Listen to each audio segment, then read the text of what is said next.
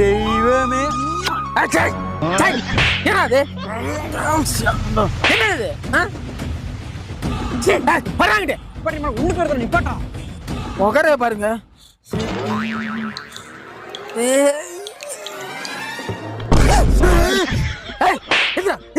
என்ன அது என்னது இந்த வீடால பாத்துருவான் போடா இல்ல போடா போடா போடா போடா போடா வெளில போடா.